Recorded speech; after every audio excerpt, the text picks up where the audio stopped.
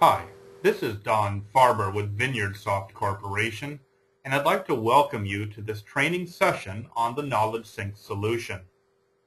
The topic for this training session will be the configuration of a scheduled report event. That is, an event that runs on a periodic schedule, such as daily, weekly, or monthly, and automatically generates and delivers the content from one or more crystal reports. Now, before proceeding with the current training session, we strongly recommend that you first have viewed training session number 1 on integrating KnowledgeSync with crystal reports, as that training session walks you through the process of defining the available crystal reports that you want KnowledgeSync to be able to generate. Now, we're going to continue working in our sample application that is a small ERP and manufacturing system.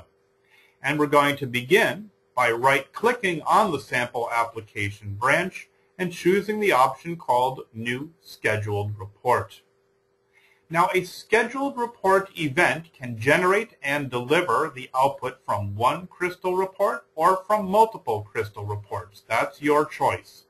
In our case, we're going to configure this event to generate and deliver the content from a single crystal report that reports on high volume sales. So in fact, we'll call this scheduled report event High Volume Sales Report. We will give this event an average priority of 5. We will flag it as active, and we will also specify that we need to see only the history of the last time this scheduled report event ran in the KnowledgeSync Monitor module. And we'll move ahead here to the Reports tab. We can add one or more reports to the scheduled report event by clicking on the Add Report button. We're going to select the report called High Volume Sales Report. When you select a report for this event, it will automatically appear in the upper half of the Reports tab, and do make a note of the field called Output Type/Style, as this refers to the output format of the crystal report that's going to be generated. Typically, you will want to change this from the default setting of ASCII to something more attractive such as HTML, PDF, or even MS Word. We'll choose PDF or Adobe Acrobat format. Now, if the report that you select has any parameters, that is selection criteria, that are actually set up within the crystal report itself, those parameters will appear at the bottom half of the KnowledgeSync Reports tab. You'll notice that the first 2 of these parameters refer to a date range that the report is going to utilize. Now, we could, in fact, hard code the answers in those fields, but let me make this answer field a little bit bigger to make it easier for us to work with. And we could, for example, say that we want to report on the month of October in the year 2011.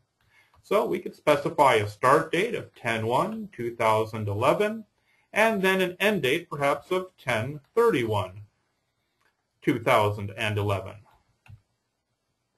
Now, this is certainly valid. You can manually enter the answers to report parameters. However, if this is a scheduled report event that's going to run perhaps on the first day of every month, analyzing and identifying high volume sales from the preceding month, that would mean that every month I would need to come into this scheduled report event and change the answers to reflect the preceding month. So in fact, there is a better way to answer these parameters, and that is by using what are in KnowledgeSync referred to as date substitution variables. And so, assuming once again we're going to be running this report on the first day of a month, we're always going to want KnowledgeSync to look at the preceding month. So let's scroll our list of date variables down until we find, let's see, last month start date. That's where we want our date range to begin, and then naturally we want to look at last month end date. So again, we'll scroll our list down until we find last month end date. These date variables can be used with any crystal reports that are run by KnowledgeSync. Okay, so now we have just one parameter left, and that's the sales total, or the threshold that we want to trigger on. Well, perhaps we want to look at only those sales that were in excess of $20,000. So I'll make that entry here. Do note that all Crystal report parameters do need to have valid values entered into them in order for the report to run. Do not leave any of these parameters blank, or else the report will fail. Also note, for fields such as this last one, a numeric field, I do not specify either a currency symbol or any kind of punctuation such as a comma or period. Now that I have specified what I want this report to report on, I'm able to move on to how the report is going to be delivered to the appropriate recipients.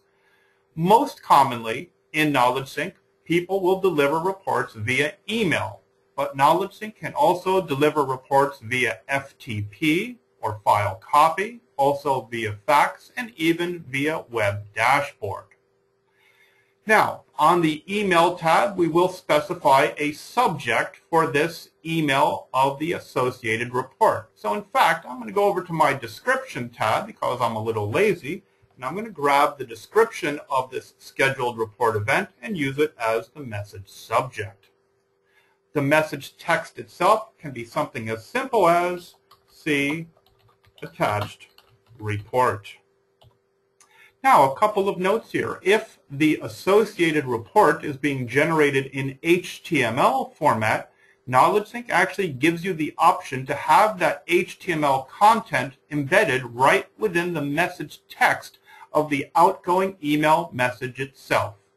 But in our case, since the report is being output in PDF format, we are going to have KnowledgeSync attach that report output to the corresponding email message, and we will make sure to check the option called Include Reports as Email Attachments. Now, the next step is to specify whom this report is going to get sent to. So I can skip all the way down to my Subscribers tab. I can click on my Add Subscriber button and choose both groups of subscribers as well as individual subscribers. Perhaps I'll send this report to everyone in my finance team, but I'll also send it to myself. And so here I have my 2 subscriber records with the appropriate delivery method, email, selected. Only one last step, and that is to specify this scheduled report event's schedule. As mentioned earlier, I think I want to have this report generated on the first day of every month. And so we'll look to see if we already have a schedule. That is exactly that. We do, the first of the month at 9 a.m. At this point, I am now done configuring this scheduled report event. So I can go up to the top left of this window, click on my Save and Close button, and now, if I expand my sample application branch, I should see my high volume sales report listed as one of the events for this application. So that wraps up this training session on configuring a scheduled report event in KnowledgeSync. Our next training session will discuss how to configure a triggered report event, and that is a report that is associated with an existing KnowledgeSync event. Thank you very much for your time and attention, and I look forward to speaking with you in a following training session.